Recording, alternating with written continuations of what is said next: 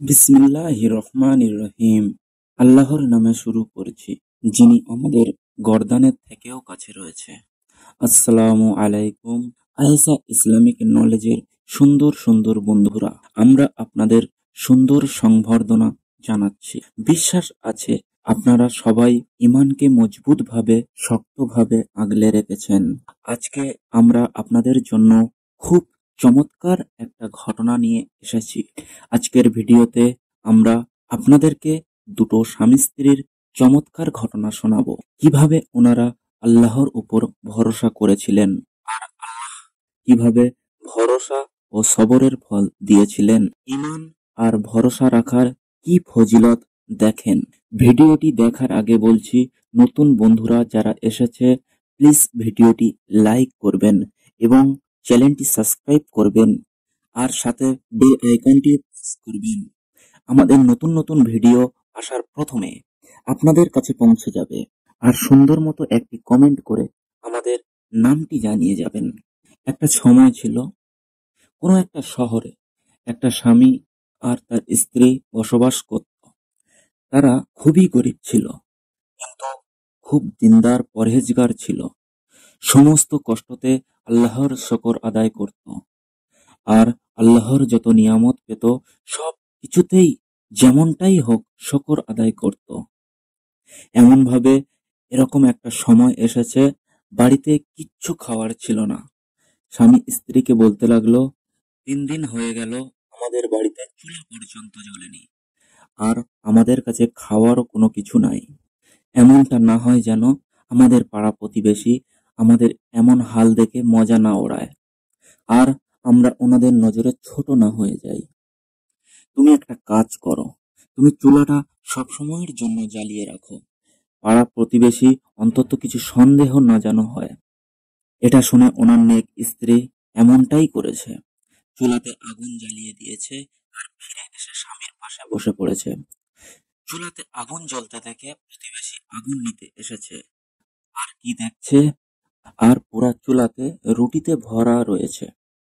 এটা দেখে ওনার স্ত্রীকে আওয়াজ দিয়েছে, হে আল্লাহর বান্দি, তুমি চুলাতে রুটি দিয়ে ভুলে গিয়েছো, একবারও কি মনে পড়েনি? এ কথা শুনে নেক স্ত্রী ছুটে এসে রুটি দেখে আশ্চর্য হয়ে গিয়েছে, আল্লাহর কারিশমা হয়ে গিয়েছে। দেখে পুরো চুলোতে রুটিতে ভরা রয়েছে। সঙ্গে সঙ্গে সমস্ত রুটি তুলে নিয়ে স্বামীর কাছে এনেছে আর স্বামীকে বলতে লাগলো, এটা কি করে সম্ভব? স্বামী বলল, এটাতে আশ্চর্য হওয়ার এমন কি হলো, আল্লাহর এমন হাজার হাজার কুদরত আছে। স্বামী স্ত্রী দুজনে মিলে পেট ভরে অনেক খেয়েছে। খাওয়ার পরে আল্লাহর শুকর আদায় করেছে যে আল্লাহ আমাদেরকে এতটা খাবার দিয়েছে। নেককার স্ত্রী ভাবলো, আমার স্বামী এতটা ইমানদার আর আল্লাহর উপরে এতটা ভরসা করে, এসব কিছু ওনার ভরসার উপরে আল্লাহ পাক দিয়েছে।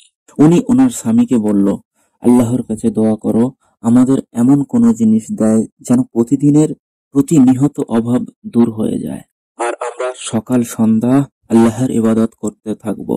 স্বামী তার স্ত্রীকে বলতে লাগলো, আল্লাহ আমাদের সমস্ত পরিস্থিতি জানে আর যে আল্লাহ তাআলার কাছে কাছে আসে তারা সবর করে।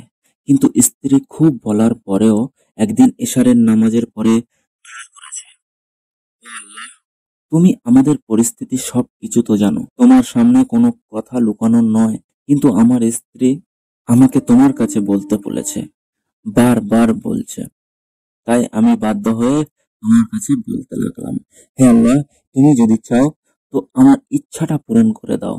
যখন উনি দোয়া করছিলেন তখন ওনার ঘর থেকে একটা হাত বের হয়। হাতের মধ্যে একটা সুন্দর চমৎকার মুক্তা ছিল। মুক্তার আলোয় পুরো ঘর আলোকিত হয়ে গিয়েছিল। ওই মুক্তাটি রেখে চলে গেল।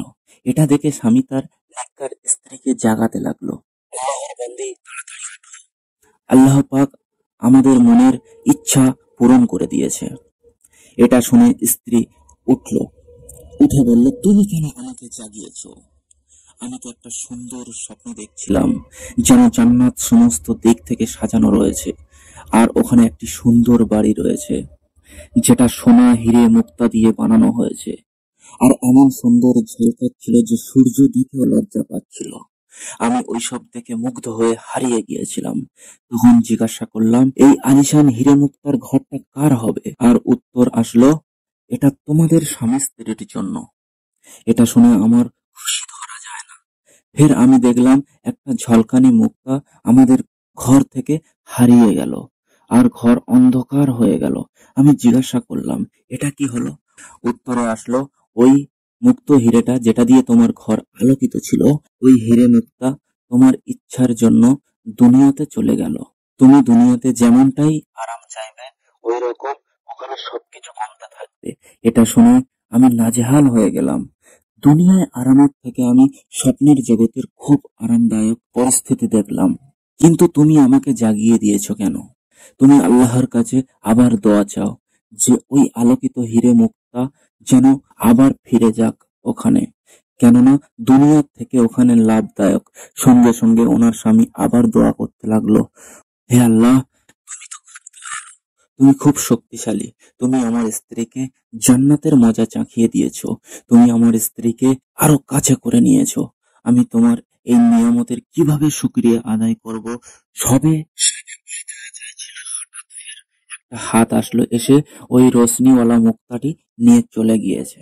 বন্ধুরা, এই ঘটনা থেকে এটাও বোঝা যায়, আল্লাহ তাআলার উপর বিশ্বাস রাখলে, সবর করলে তার ফল অবশ্যই দেবে। আমাদের উচিত এই দুনিয়ার জিন্দেগি থেকে আখেরাতের জিন্দেগির জন্য দোয়া করা। আমাদের জান্নাতের জীবনটা সুন্দরময় যেন হয়। এই দুনিয়াটা শুধুমাত্র ধোঁকা, আর আখেরাতের জীবন সব সময়ের জন্য থাকবে। আল্লাহ তাআলার কাছে দোয়া, আল্লাহ তাআলার কাছে দোয়া, উনি আমাদের সকলকে তৌফিক দিন। আর আমাদের দুনিয়া থেকে আখেরাতের জিন্দেগির জন্য বেশি বেশি করে সাবান তৈরি করি। আর এই জন্য সামান্য দুনিয়ার জীবনের আল্লাহর উপর সম্পূর্ণ ভরসা রাখি, আর ঈমান রাখি, শুকর আদায় করি। আর বিশ্বাস আছে আমাদের আজকের ভিডিওটি পছন্দ হয়েছে। এটাতে আল্লাহর উপর সবর, বিশ্বাস রাখার শিক্ষা দেওয়া হয়েছে। আল্লাহ তাআলা আমাদের সকলকে ঈমানের উপর চলার তৌফিক দান করুন। ভিডিওটি ভালো লাগলে লাইক করে শেয়ার করে দিবেন, কেননা ভালো কথা কাউকে শোনানো সৎকার নেকির পাওয়ার সমতুল্য। এটাতে আমাদেরও নেকি হবে, আর অন্যজনেরও নেকি হবে। আর একটা সুন্দর মতো কমেন্ট করে জানিয়ে দেবেন, এটাতে আমাদের ইচ্ছা শক্তি দ্বিগুণ হয়ে যায়। আর নতুন বন্ধুদের কাছে আবেদন, এই ভিডিওটি লাইক করে চ্যানেলটি সাবস্ক্রাইব করে পাশে থাকা বেল আইকনটিও প্রেস করবেন। আর আমাদের খাস কোনো ইচ্ছা থাকলে কমেন্ট করে জানাতে ভুলবেন না। আল্লাহ তাআলা আমাদের সকলকে হেফাজত করুন। আমিন।